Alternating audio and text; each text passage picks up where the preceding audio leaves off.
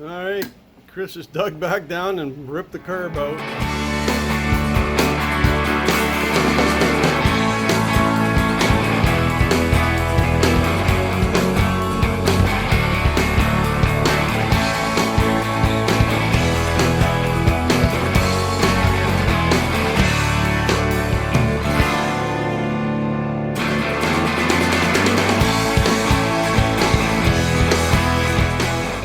As you probably gathered by now, we're still having issues with this, electrical issues.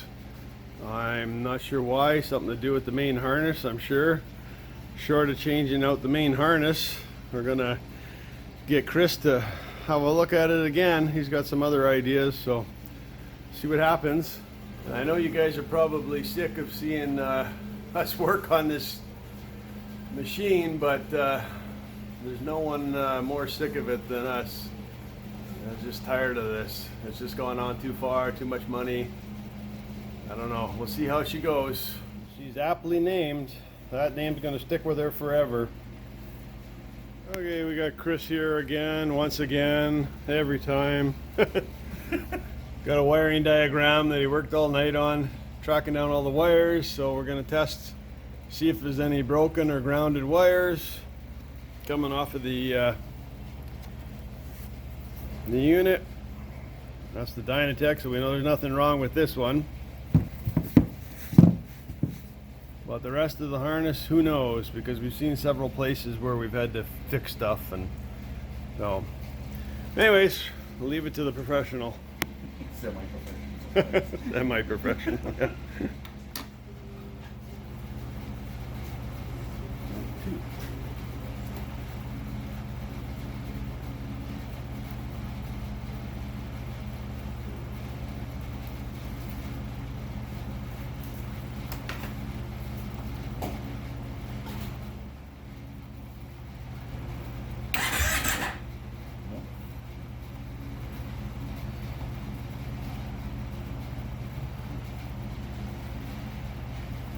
Yellow is ground.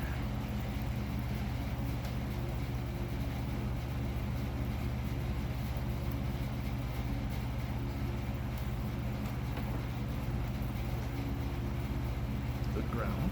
Okay. Those two are the crank triggers.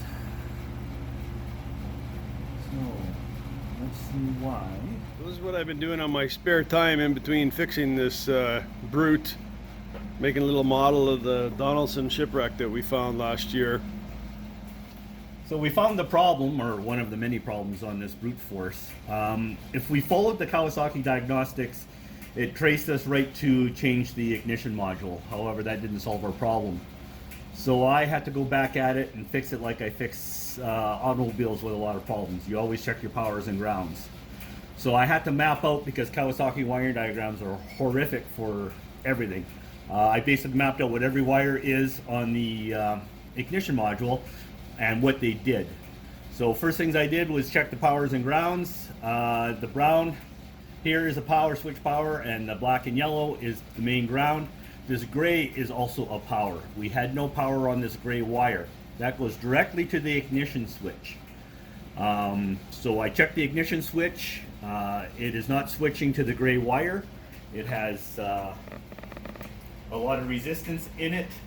I hot wired the gray wire at the ignition switch, fired it up. We are now running on both cylinders. It seems excessively rich still. I don't know if the choke is sticking on a little bit, but I think we may have this ignition problem solved for the time being. I'm not going to say entirely, but that's what we've had to do so far. All right, Chris has dug back down and ripped the curb out, and checking them out again, make sure everything is good on them. Because I know when I looked at it, they had these shims, so see how much of a shim they put on them.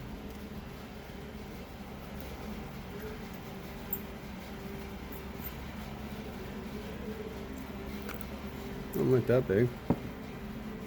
That's significant. Yeah. Yeah.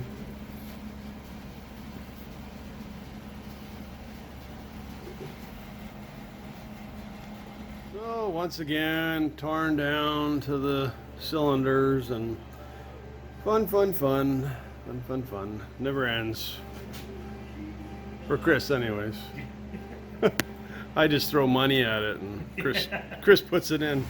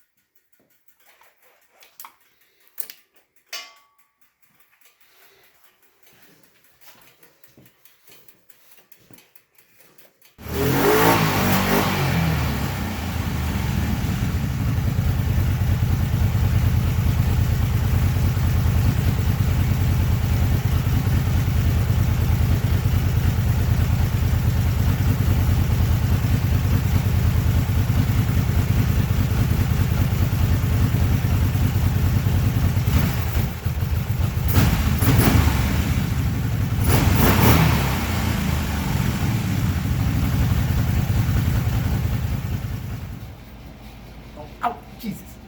What? Bye. It's so fucking hot. Hot. So the carbs are not quite, Right. little pistons here are not quite working the way they're supposed to.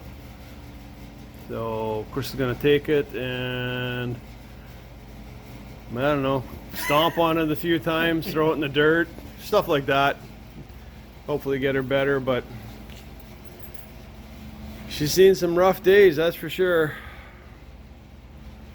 We need a new ignition switch, so I'll have to wait another bit for that. Aside from that, I think we're making progress. Yeah. Let's not jinx it. Yeah. Anyways, so another week. Another $1. Another week, another $1. Yeah, a little bit more than another $1, but apparently I have to go back to work now. Damn it.